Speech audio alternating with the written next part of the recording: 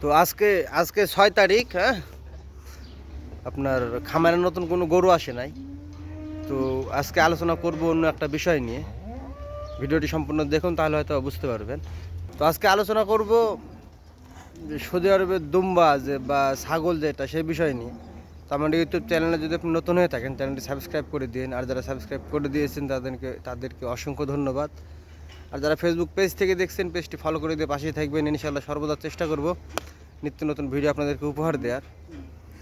তো আপনাদেরকে আগে ফার্স্টে দেখাইনি দুম্বাগুলো, হ্যাঁ। তো এই যে আপনারা দুম্বাগুলো দেখতে পাচ্ছেন, এখানে হচ্ছে কি যে আপনার কয়েক কোয়ালিটির দুম্বা আছে। এর ভিতরে দেখা যাচ্ছে আপনার এক কোয়ালিটি সৌদি আরবের, আর বাকি যে কোয়ালিটিগুলো এগুলো কিন্তু বাইরের রাষ্ট্র থেকে আসে। বিশেষ করে আপনার সুদান যে দেশটা আছে, ওই দেশ থেকে প্রচুর পরিমাণে এই দুম্বা বা ছাগল যেটা বলেন আসে থাকে এই সৌদি আরবে। তো আমার কফিলের খামার আছে আপনার, দেখা যাচ্ছে গরুর খামার 3টা। আমি যেখানে কাজ করতেছি এখানে একটা রানিং, আর রিয়াদে একটা আছে। আমি তো দাম্মামে এই খামারে আছি। দাম্মামে আর একটা খামার আছে, এখান থেকে প্রায় 2-2.5 ঘন্টা লাগে যেতে। মানে দাম্মামে গরুর খামার মোট 2টা, হ্যাঁ, আর রিয়াদে একটা, 3টা। আর দাম্মামে ওর ছাগলের খামারও। তো প্রত্যেকটা খামারে আলাদা আলাদা লোক কাজ করে। তো ছাগলের খামারে দেখা যাচ্ছে অন্য লোকেরা কাজ করে। আমার ওই বিষয়ে ওই পরিমাণে আইডিয়া নাই, তবে যতটুকু আছে আপনাদেরকে বলি। আর যদি ভুলভ্রান্তি হয় আমার এই তথ্য দেওয়ার মধ্যে, আপনারা যারা অভিজ্ঞ আছেন অবশ্যই আমার কমেন্ট বক্সে মন্তব্য করবেন। তো এখানে আপনার মূল কাহিনী হচ্ছে দুম্বা যেটা, সৌদি আরবের যেটা জেনুইন, যেরকম আমাদের দেশে থাকে না দেশি গরু, তো ওরকম সৌদি আরবের জেনুইন একটা দুম্বা আছেই। আর ওর উপরে যেগুলো আপনারা দেখলেন ভিডিওতে বাড়তি, সেগুলো অন্য অন্য দেশ থেকে আসে এবং দুম্বা হিসেবে প্রচলিত। তো আপনার এখানে দুম্বা সম্পূর্ণ কিন্তু পাঠা, খাসি না কিন্তু। আমাদের দিকে তো খাসি আমরা কুরবানি দেই, কিন্তু সৌদি আরবে খাসি কুরবানি দেয় না। এরা হয়তো বা মনে করে যে খাসি কুরবানি হয় না, আর সম্পূর্ণ দুম্বা আপনার পাঠা।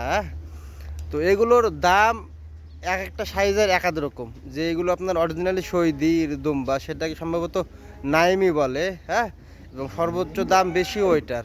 তারপরে যেগুলো থাকে দেখা যাচ্ছে আপনার সওয়াগিনি, ব্যারবেরি, তিউজ, বিভিন্ন ধরনের নাম আছে।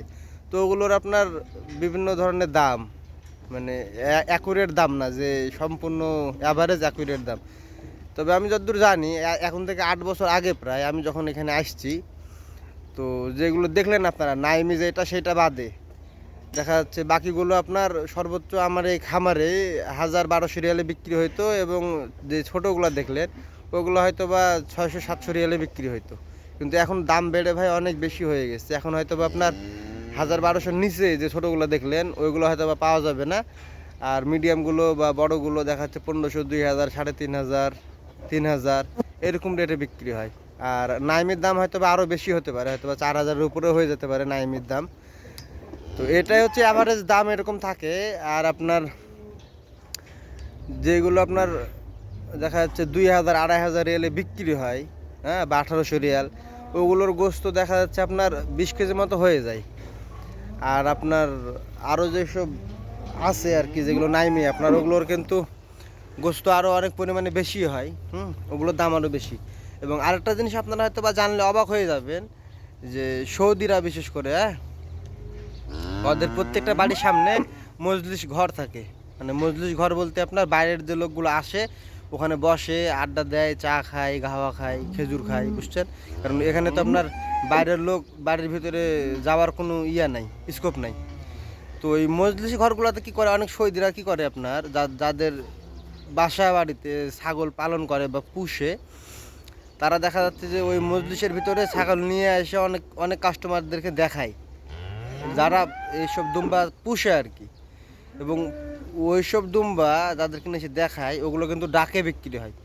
এবং এই সৌদি আরবে বাজারও আছে, হ্যাঁ, যে দুম্বা ডাকে বিক্রি হয়।